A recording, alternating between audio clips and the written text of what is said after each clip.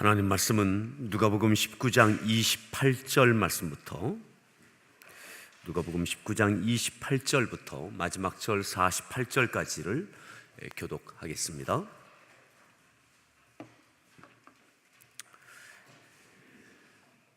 예수께서 이 말씀을 하시고 예루살렘을 향하여 앞서서 가시더라. 감람원이라 불리는 산 쪽에 있는 벳바게와 베다니에 가까이 가셨을 때에 제자 중 둘을 보내시며 이르시되 너희는 맞은편 마을로 가라. 그리로 들어가면 아직 아무도 타보지 않은 나귀 새끼가 매여 있는 것을 보리니 풀어 끌고 오라. 만일 누가 너희에게 어찌하여 푸느냐 묻거든 말하기를 주가 쓰시겠다 하라 하시매 보내심을 받은 자들이 가서 그 말씀하신 대로 만난지라. 나귀 새끼를 풀 때에 그 임자들이 이르되 어찌하여 나귀 새끼를 푸느냐 대답하되 주께서 쓰시겠다 하고 그것을 예수께로 끌고 와서 자기들의 겉옷을 나귀 새끼 위에 걸쳐놓고 예수를 태우니 가실 때에 그들이 자기의 겉옷을 길에 펴더라. 이미 감람산 내리막길에 가까이 오심에 제자에 온 무리가 자기들이 본 바 모든 능한 일로 인하여 기뻐하며 큰 소리로 하나님을 찬양하여 이르되 찬송하리로다. 주의 이름으로 오시는 왕이여 하늘에는 평화요 가장 높은 곳에는 영광이로다 하니 무리 중 어떤 바리새인들이 말하되 선생이여 당신의 제자들을 책망하소서 하거늘 대답하여 이르시되 내가 너희에게 말하노니 만일 이 사람들이 침묵하면 돌들이 소리 지르리라 하시니라. 가까이 오사 성을 보시고 오시며 이르시되 너도 오늘 평화에 관한 일을 알았더라면 좋을 뻔하였거니와 지금 네 눈에는 숨겨졌도다. 날이 이를지라 내 원수들이 토둔을 쌓고 너를 둘러 사면으로 가두고 또 너와 및 그 가운데 있는 네 자식들을 땅에 메어치며 돌 하나도 돌 위에 남기지 아니하리니 이는 네가 보살핌 받는 날을 알지 못함을 인함이니라 하시니라. 성전에 들어가사 장사하는 자들을 내쫓으시며 그들에게 이르시되 기록된 바 내 집은 기도하는 집이 되리라 하였거늘 너희는 강도의 소굴을 만들었도다 하시니라. 예수께서 날마다 성전에서 가르치시니 대제사장들과 서기관들과 백성의 지도자들이 그를 죽이려고 꾀하되 백성이 다 그에게 귀를 기울여 들으므로 어찌할 방도를 찾지 못하였더라. 아멘. 예, 할렐루야. 예, 우리 서로의 문안합니다. 반갑습니다. 잘 오셨습니다. 예, 한번 기지개도 한번 쭉 켜시겠습니다.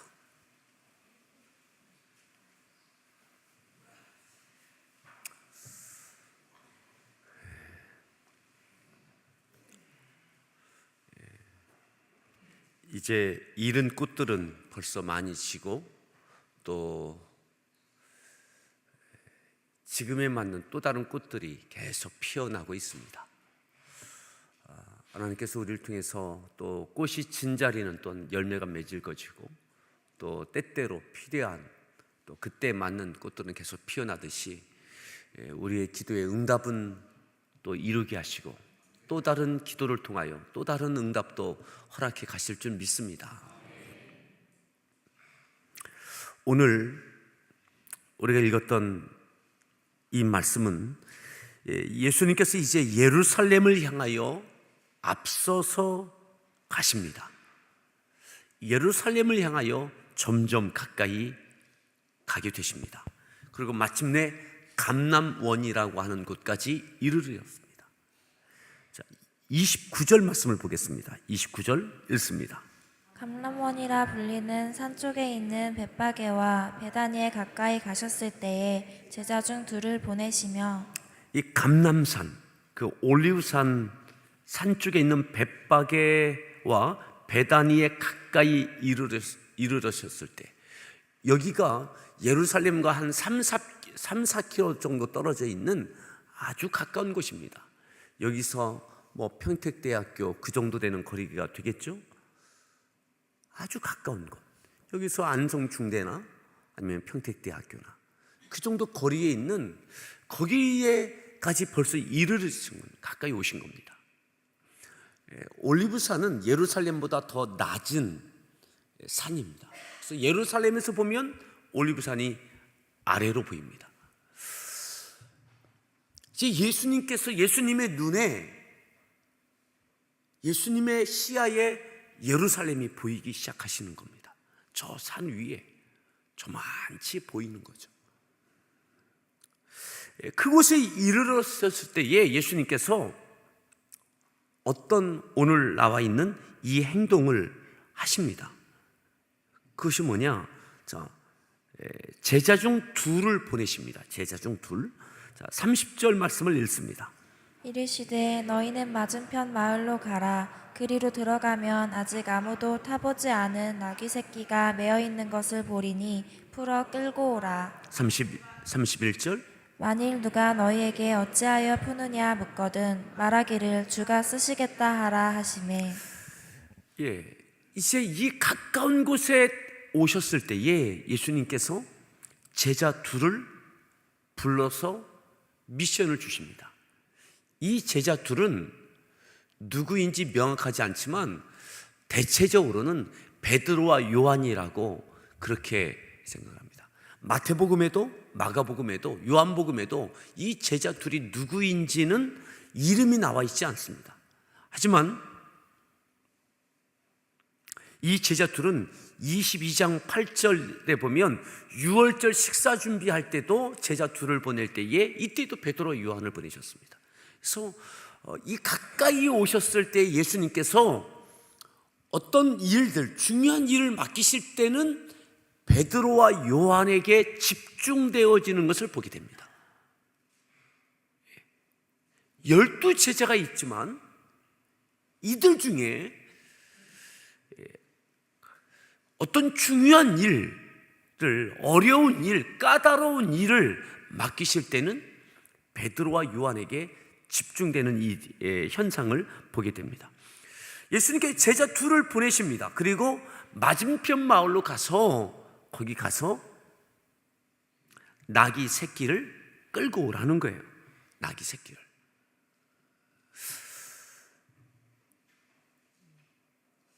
아무도 타보지 않는, 아직 사람이 타보지 아니한 나귀 새끼가 매여 있는 것을 보게 될 것이고 그것을 풀어오라. 그리고 주인이 뭐라고 하면 주가 쓰시겠다고 하라. 그리고 끌고 오라는 거예요. 여러분,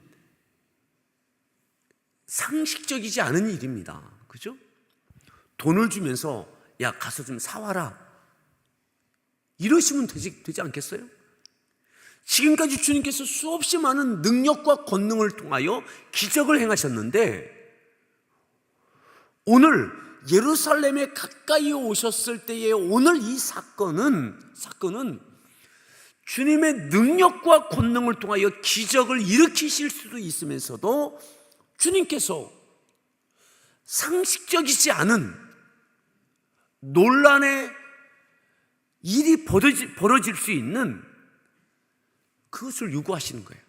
둘을 보내시면서 야 거기 가면 나귀 새끼가 있을 거다. 사람이 타보지 않은 것 그거 보면 끌고 와라. 주인이 뭐라고 하면 주가 쓰시겠다고 하라.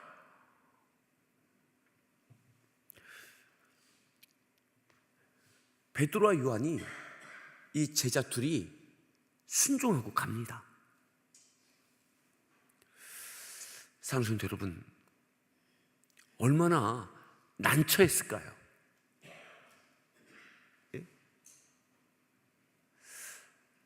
그 나귀 새끼를 찾으러 그리고 가지러 가는 그것이 정말 있는 거예요. 그 푸는 거예요. 다른 복음서에도 보면 임자가 말합니다. 그 주인이 지금 이거 내 건데 왜 이걸 풀어가느냐고. 주가 쓰시겠다고 하라고. 여러분, 이 제자 둘이 얼마나 난처했겠습니까? 근데 이 난처한 일을 둘이 합니다. 둘이 해요. 어쩌면 가서 이 말을 할 때에 봉변당할 수 있습니다. 그죠? 봉변당할 수 있어요. 이게 도둑이죠. 먼저 말하지도 않고 풀어오려고 할 때 이거 왜 내 건데 그러느냐. 주가 쓰시겠다 하라. 도둑질하다 걸리는 거예요. 그 주가 쓰시겠다 하라. 내가 주인인데 누가 주인이라고. 이게 앞뒤가 맞지 않고 정말 상식적이지 않은 것을 주님이 요구하시고 제자 둘이 그것을 합니다. 근데 그 주인도 내어줍니다. 뭐를요? 나귀 새끼를. 사랑하는 성도 여러분, 제자 둘의 모습이 우리 가운데 있기를 바랍니다. 주인이 있어요. 근데 주가 쓰시겠다 하라.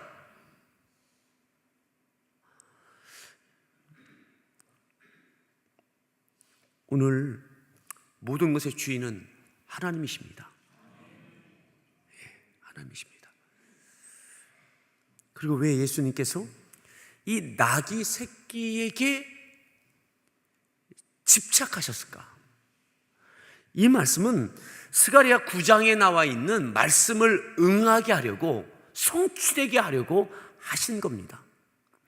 예루살렘에 입성하실 때 이제 3-4km 떨어져 있는 이곳을 이제 통과하여서 예루살렘에 입성하실 때의 이왕이면 멋진 말을 타시지 왜 나귀 새끼, 당나귀를 타셨을까? 자, 우리 여기를 갈라놓으시고 스가랴 9장 9절에 있는, 스가랴서는 말라기서 바로 앞에 있습니다. 구약 성경 거의 맨 뒤쪽에 있는 성경입니다. 1321페이지. 스가랴 9장 9절. 스가랴 9장 9절.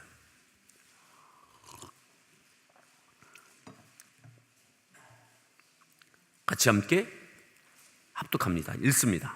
시온에 따라 크게 기뻐할지어다. 예루살렘에 따라 즐거이 부를지어다. 보라, 내 왕이 내게 임하시나니 그는 공의로우시며 구원을 베푸시며 겸손하여서 나귀를 타시나니 나귀의 작은 것 곧 나귀 새끼니라. 이 말씀을 성취하기 위하여서 주님은 예루살렘의 구원의 길을 열기 위하여 들어가시면서 나귀 새끼를 찾으신 겁니다.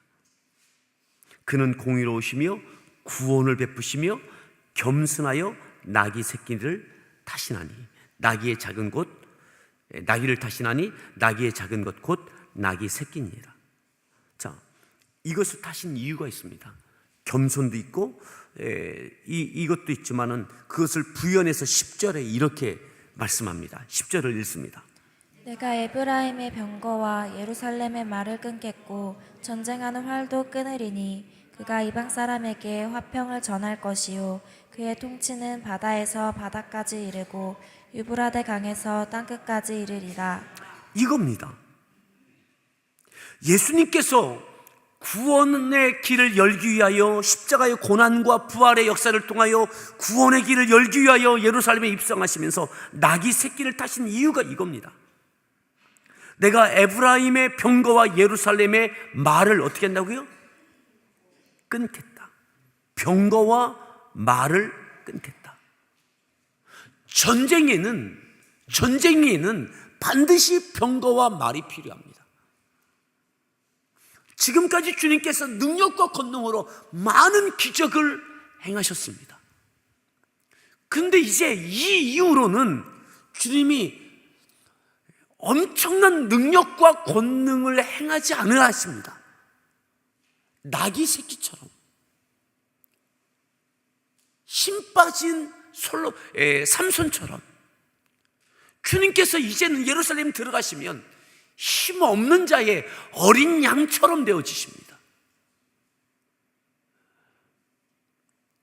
구원은, 승리는 말과 병거에게 있는 것이 아닌 겁니다. 구원은 말과 병거에 있는 것이 아닙니다. 힘없어 보이는, 아무것도 아닌 존재같이 보여지는 나귀 새끼. 왜 사람이 타보지 아니한 나귀 새끼일까요? 그만큼 어린 겁니다. 어린 겁니다. 주님이 첫 번째 사람이 타보지 아니한 나귀 새끼에 주님께서 오르십니다. 말과 병거가 아닙니다. 호령하고 주장하고 능력으로 막 박멸하고 승리의 계가를 그렇게 주님께서 구원을 이루시는 것이 아닙니다. 힘없어 보이고 초라해 보이고 아무것도 아닌 것 같고 지금까지도 사람들이 쓰지도 않았던 나귀 새끼. 전쟁을 위해서는, 승리를 위해서는, 구원을 위해서는, 이스라엘의 해방을 위해서는, 로마에 대항하기 위해서도 말과 병거가 필요해요. 근데 주님은 말과 병거가 아닌 겁니다. 하나님께서는 구원을 위해서 말과 병거를 끊겠다. 전쟁하는 활도 끊겠다. 주님은 겸손과 사랑으로, 희생으로 예루살렘에 입성하시는 거죠. 하나님의 역사는, 놀라운 구원의 역사는 나귀 새끼와 같이 사랑 가운데, 겸손 가운데 이루어지는 줄 믿습니다. 주님의 강력한 능력과 권능이 지금까지 예루살렘에 들어오기 이전까지 주님께서는 강력한 능력과 권능으로 수없이 많은 기적을 행하셨습니다. 사람들은 그래서 기대했습니다. 이스라엘을 해방하실 메시아로, 로마를 무너뜨릴 메시아로. 그런데 예수님은 어울리지 않는 병거와 말이 아니라 나귀 새끼를 타셨습니다. 스가랴서에 나와 있는 이 말씀을 응하게 하려. 구원은, 전쟁은 칼과 말과 병거에 있는 것이 아니라 하나님께 있는 것입니다.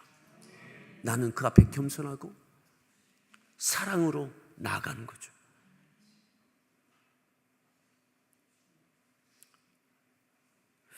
하나님의 역사가 이루어갈 때에 많은 물질도 필요합니다. 힘 있는 사람도 필요합니다.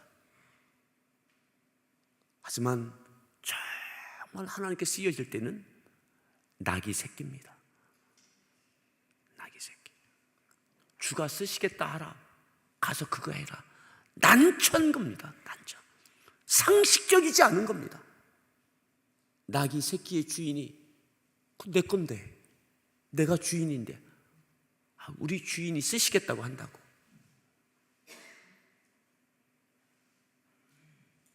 주님이 그 나귀 새끼를 타고 예루살렘에 입성하시는 거죠. 그리고 유월절 어린 양처럼 힘없는 존재로 붙잡히고 희롱당하고 죽임당하시는 것, 거기에 구원의 역사가 이루어지는 것입니다. 말과 병거를 끊겠고 활도 끊겠다. 전쟁을 통하여 승리가 아니라 주님의 겸손과 사랑과 희생을 통하여 구원의 길은 열려지는 것이고 승리는 이루어지는 것입니다. 자, 다시 누가복음 19장으로 가겠습니다.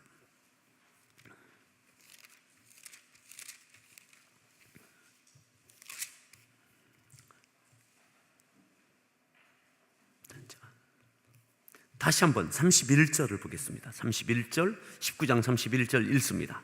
만일 누가 너희에게 어찌하여 푸느냐 묻거든 말하기를 주가 쓰시겠다 하라 하시매 32절, 보내심을 받은 자들이 가서 그 말씀하신 대로 만난지라 33절. 나귀 새끼를 풀 때에 그 그 임자들이 임자들이 이르되 어찌하여 나귀 새끼를 푸느냐. 그죠? 이거 도둑질하다 걸린 거예요. 주인 편에서는 도둑질하다 걸린 겁니다. 근데 주님께서 그거 시키셨어요. 봉변당할 일입니다. 그런데 이 제자 둘은 합니다. 난처한 일을 합니다. 오늘 우리 교회 안에도 이 두 제자가 있기를 바랍니다. 그죠? 이 두 제자. 35절로 보겠습니다. 그것을 예수께로 끌고 와서 자기들의 겉옷을 나귀 새끼 위에 걸쳐놓고 예수를 태우니 36절, 가실 때에 그들이 자기의 겉옷을 길에 37절. 펴더라. 이미 감람산 내리막길에 가까이 오심에 제자의 온 무리가 자기들이 본 바 모든 능한 일로 인하여 기뻐하며 큰 소리로 하나님을 38절. 찬양하여 이르되 찬송하리로다. 주의 이름으로 오시는 왕이여 하늘에는 평화요 가장 높은 곳에는 영광이로다 하니. 아멘. 그러면서 우리가 잘 아는 예루살렘 입성,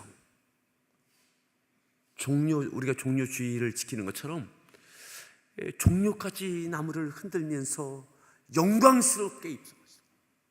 근데 뭔가 어색해요. 어울리지 않아요. 그죠? 만왕의 왕으로 들어오시는 이 장면이 종려까지 나무 흔들기에는 이 나귀 새끼가 어울리지 않아요. 그죠? 멋진 빼어난 말을 타고 들어가셔야 뭔가 어울리는 것 같고 품격이 맞는 것 같고 주께서 이루실 그 위대한 역사에는 나귀 새끼가 어울리지 않아요. 그것도 주님이 돈 주고 사신 것도 아닙니다. 탁월한 능력과 권능으로 기적을 일으키셔서 사람들이 와 한 것도 아닙니다. 엄연한 주인이 있는 그 주인이 있는 그 나귀를 훔치듯 가지고 온 거예요. 내 것도 아닌 겁니다. 기적을 통해서 만들어내신 위대한 작품도 아닙니다. 주님의 이 위대한 역사를 이루고 구원의 역사를 이루기에는 어울리지 않는 나귀 새끼예요. 그런데 주님이 그거 타고 예루살렘에 들어오십니다. 여러분, 오늘 우리에게 하나님의 놀라운 역사를 이루기에는 어울리지 않는 어떤 것들이 있을 수 있어요. 그래도 이렇게는 해야지, 저렇게는 해야지. 근데 하나님의 생각과 우리의 생각은 다른 겁니다. 놀라운 기적이 아니라 때로는 가능성이 보이는 멋진 말들이 아니라 나귀 새끼와처럼 아무것도 아닌 것 같고 초라해 보이고, 그런데 하나님의 구원의 역사를 이루는 데에는 충분합니다.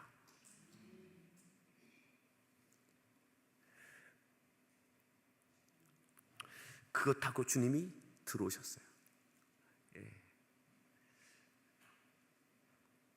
많은 물질이 아니어도 권력 있는 누군가가 아닌다 할지라도 여러분, 하나님은 하나님의 일들을 이루십니다. 다만 그 하나님을 주님은 신뢰하셨어요. 그거 타고 들어가셨어요. 제자들 둘 난처한 그 일 했어요. 그냥 에피소드 같은 일이에요. 놀라운 일이 아니에요. 그냥 난처하고 때로는 별것 아닌 것처럼 취급될 만한 일들이에요. 근데 여기에는 하나님의 역사의 요소가 있는 겁니다. 결정적일 때는 하나님의 능력의 극대치가 나타나기 위해서는 나귀 새끼면 충분한 겁니다.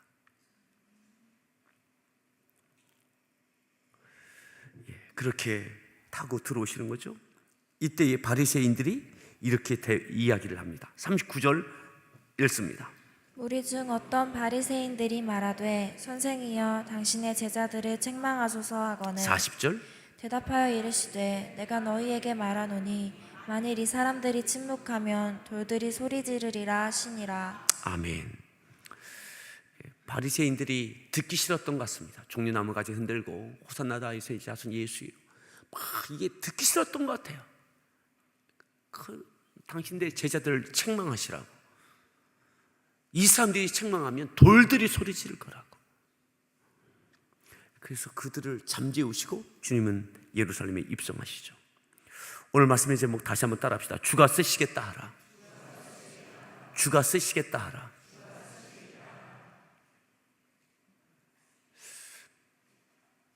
이 일에 제자 둘, 난처한 일에 제자 둘이 순종하여 쓰여집니다. 그리고 말과 병거가 아니라 타보지 아니한 나귀, 이 나귀 새끼를 타셨습니다. 주님 것도 아닌, 주인이 엄연히 있는, 돈 주고 산 것도 아닌, 능력과 권능으로 기적을 일으켜서 만들어낸 작품도 아닌, 구원의 역사를, 위대한 역사를 이루기에는 전혀 어울리지 않는 나귀 새끼를 타고 주께서 들어오십니다. 주가 쓰시겠다. 이것 쓰셔서 이 역사를 이루셨습니다. 오늘 이 말씀을 기억하면서 함께 기도하겠습니다.